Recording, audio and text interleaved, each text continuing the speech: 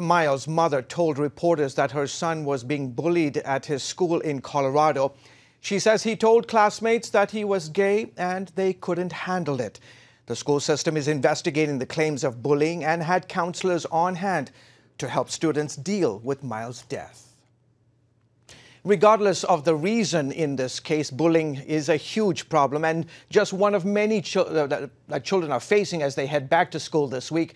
There are also reports that suicide is increasing overall in our nation, and that includes among children. Here to explore the issue with us is our medical reporter, Lori Johnson. Lori, great to have you on the show. Listen, this is a big problem among suicide among young kids, right? Big one. It's so sad and really terrifying for parents too, because I'm sure all parents are wondering, could my child do this? Sure. We know that it's actually becoming an issue for very young children, like you were talking about.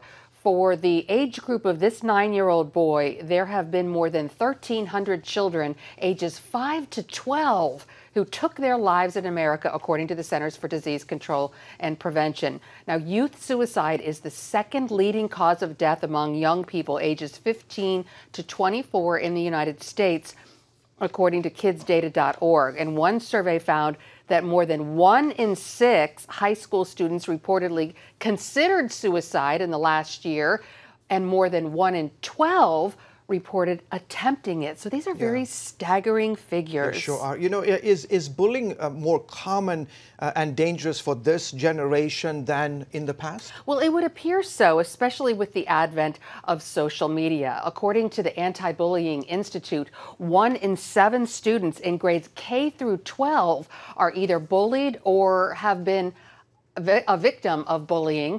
Also, an estimated 160,000 children miss school due to fear of an attack by other kids. 35%, that's more than a third of kids, report being threatened online, which is what we talked about a moment ago. And nearly 9 out of 10 LGBTQ youth report being harassed. And here's another area where bullying happens.